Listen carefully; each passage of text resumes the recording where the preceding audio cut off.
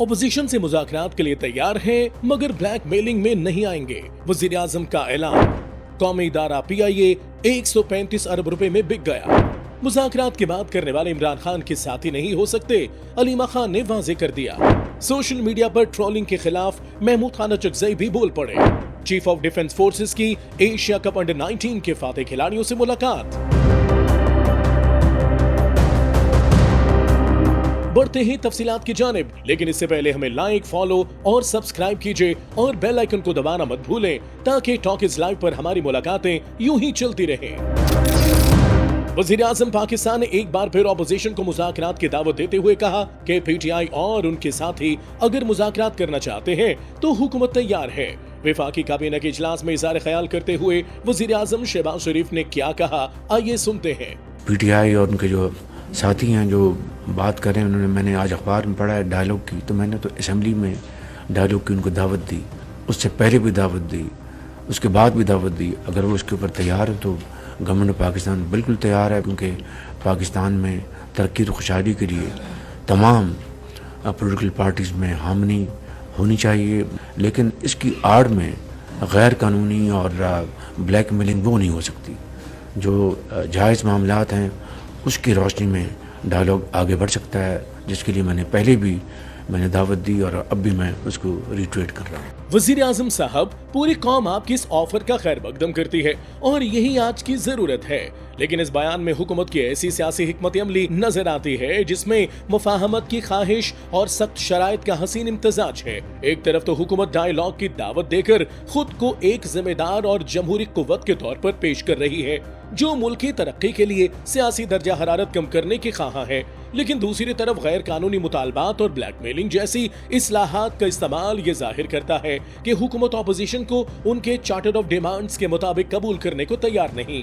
जनाब वज़ीर आज़म, अगर हुकूमत वाकई अपोजिशन को इसका जायज मकाम देने में संजीदा है तो फिर महज बयानात से आगे बढ़कर ऐसे अमली इकदाम करने होंगे जिनसे सियासी इंतकाम का तासुर खत्म हो और पार्लियामान में अपोजिशन की आवाज को वजन दिया जाए। फिल वक्त ये पेशकश एक सियासी दाव भी हो सकती है ताकि अवामी सतह पर यह तासुर दिया जाए कि हुकूमत तो लचक दिखा रही है और बॉल अपोजिशन के कोर्ट में डालकर उन्हें दिफाई पोजीशन पर लाया जा सके। बहरहाल असल इम्तिहान उस वक्त शुरू होगा जब मुज़ाकरात की मेज सजेगी, तभी ये वाज़ेह हो सकेगा कि ये पेशकश वाकई सियासी इस्तेकाम के लिए है या महज वक्त गुजारी का एक जरिया।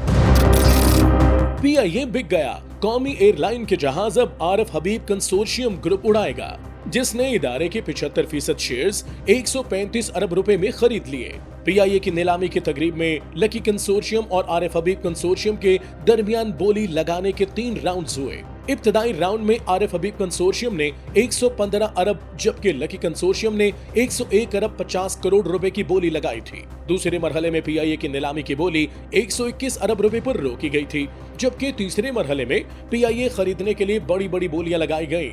नीलामी की रकम जब 135 अरब रुपए पर पहुंची तो लकी कंसोर्शियम ने आरफ हबीब कंसोर्शियम को PIA खरीदने की मुबारकबाद दे दी। बदकिस्मती से पाकिस्तान में निष्कारी का अमल अक्सर सियासी मुदाखलत, ब्यूरोक्रेट्स, रुकावटों और अदालती चाराजोई की नजर हो जाता है, जिससे न सिर्फ शफाफियत पर सवालात उठते हैं बल्कि सरमायाकारों का एतमाद भी मुतजलजल होता है।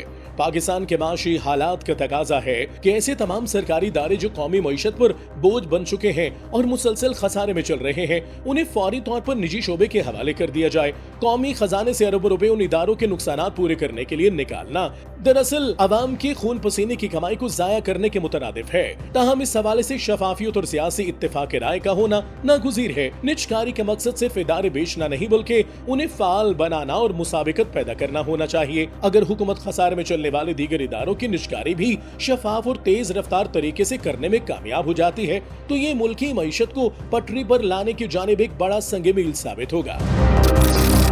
पाकिस्तान तहरीक इंसाफ के बानी इमरान खान की बहन अलीमा खानम ने कहा है कि मुज़ाकरात की बात करने वाले इमरान खान के साथी नहीं हो सकते।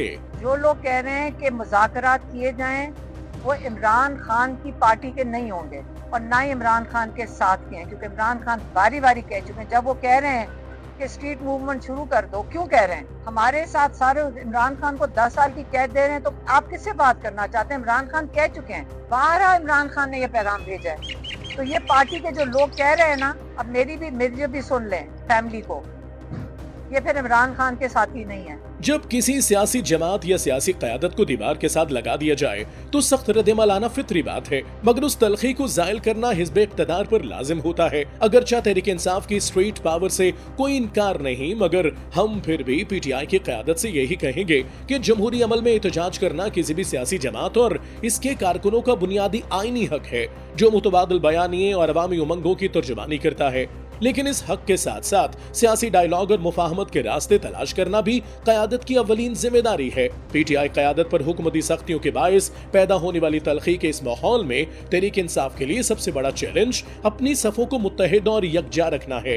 موجودہ سیاسی بحران کا حل تصادم میں نہیں بلکہ سیاسی تدبر میں پوشیدہ ہے. پاکستان تحریک انصاف کو چاہیے کہ جمہوریت کی بقا اور ملک کی ترقی کی خاطر مذاکرات کا راستہ ہمیشہ کھلا رکھے. سیاست میں بند گلی کا کوئی وجود نہیں ہوتا.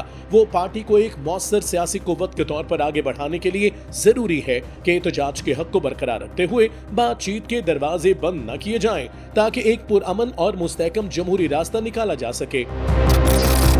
اور اب سینئر سیاستدان محمود خان اچکزئی کی جانب سے انتہائی اہم پیغام.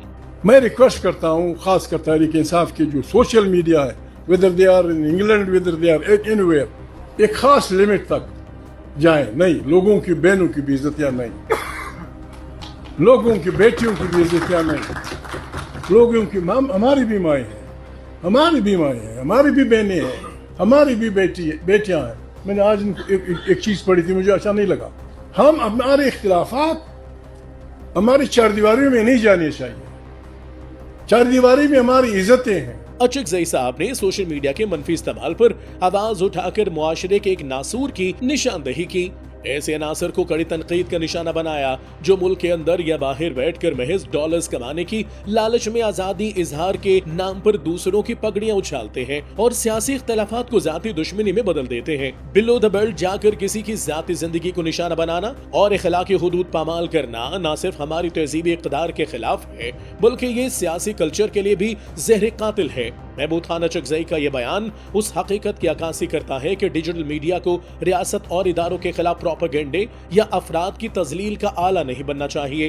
سیاست میں دلیل اور اخلاق کا دامن چھوڑ دینے سے معاشرے میں ہیجان پیدا ہوتا ہے. اب وقت آ گیا ہے کہ سوشل میڈیا کے حوالے سے ضابطۂ اخلاق پر سختی سے عمل کیا جائے تاکہ ہر ایک کی عزت نفس محفوظ رہے اور سیاسی میدان میں برداشت اور شائستگی کا کلچر دوبارہ پروان چڑھ سکے. ہاں، مگر حکومت کو بھی تنقید سننے کی عادت ڈالنی ہوگی. ہر اختلاف رکھنے والے کی زبان بندی کہاں کی جمہوریت ہے. Chief of defence forces army chief field marshal Syed Asim Munir سے ایشیا کپ کی فاتح پاکستان انڈر-19 کرکٹ ٹیم کی ملاقات. اس موقع پر فیلڈ مارشل نے روایتی حریف بھارت کو شکست دے کر ایشیا کپ انڈر-19 جیتنے والے کھلاڑیوں، ٹیم مینجمنٹ اور آفیشلز کو مبارکباد دی. انہوں نے ٹیم کے نظم و ضبط، باہمی تعاون اور جرأت مندانہ کھیل کو سراہا اور کامیابی کو پوری قوم کے لیے باعث فخر قرار دیا. فیلڈ مارشل نے کھلاڑیوں کو مسلسل اعلیٰ کارکردگی کے لیے کوشاں رہنے کی تلقین کی اور کہا کہ کھلاڑی پیشہ ورانہ معیار برقرار رکھیں اور میدان کے اندر اور باہر ملک کے سفیر بن کر رہے. اس سے قبل وزیر اعظم شہباز شریف نے کھلاڑیوں سے ملاقات کی تھی اور شاندار کامیابی پر انڈر-19 ٹیم کے ہر کھلاڑی کے لیے 1 کروڑ روپے انعام کا اعلان کیا. Talk is live, like, share, subscribe کیجیے کیونکہ سچ وہی جو ہم بولیں.